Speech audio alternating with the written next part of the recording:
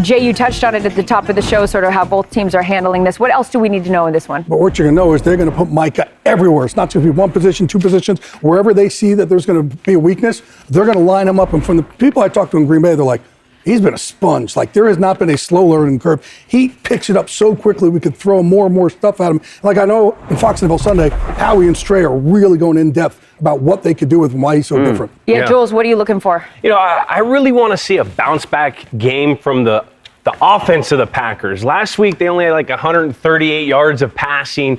They need to, if they want to be an undefeated team, which there's been talks about that, you got to have, for the long process, they got to get that intermediate pass game going with Jordan Love.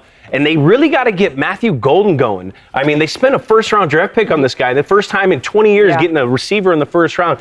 Let's get him involved. This could be a great bounce-back game against a team that's 32 in defense, against the pass. This is a get-right game for them because this is for the overall process of this team.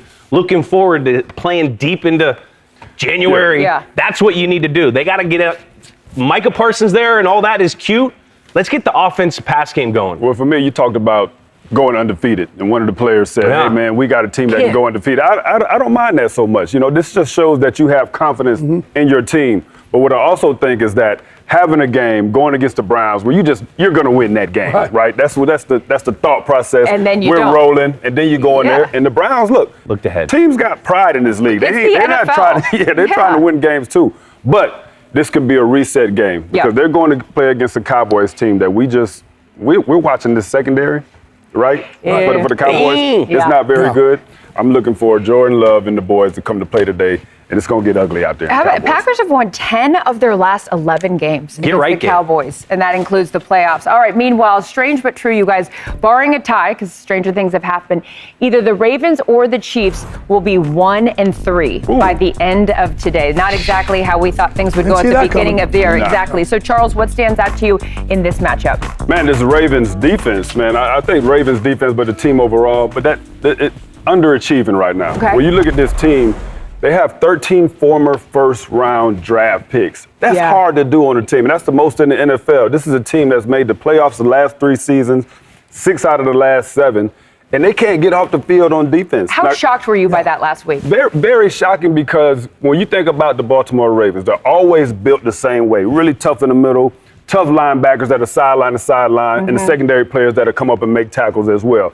Granted, they played against a good offense in Detroit, but we don't expect that from the Baltimore Ravens. They got to pick it up. And also, I'm surprised at the fact that they have as many talented players as they have on the team, and they can't get the job. That's one thing you don't. Like, you don't have to worry about Baltimore's defense. You also say, we never have to worry about Derrick Henry. Correct. And all of a sudden, he's putting the ball on the ground. I asked people this week, I said, what do you do about that? We're like, nothing. It's Derrick Henry. He knows himself what he has to do. We don't have to point it out to him and make it even a bigger deal because he obviously is putting enough pressure on himself, but he's going to know. He's a consummate professional. You saw his reaction on the sideline. I tell you, the Kansas City Chiefs, for a fact, have probably a 30-play cut-up of looking at his ball security throughout the year, throughout his career, because the blood is in the water. Once a person fumbles in this league, it's here. It's right there. But also with the Chiefs, they're only giving up 16.9 points per game. This defense is really stout. We all forget about Spags.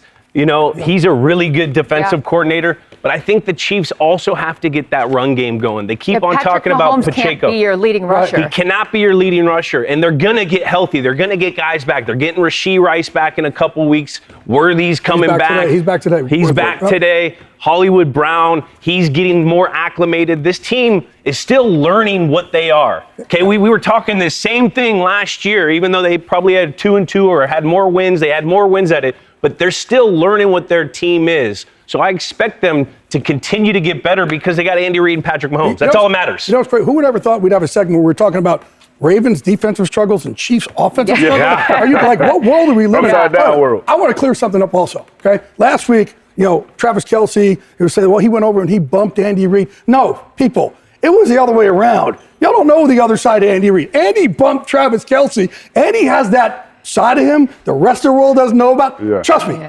Andy bumped Travis. But all is good between those two. How did it look? It's a little. That's a kiss in the National It's like Football that. League.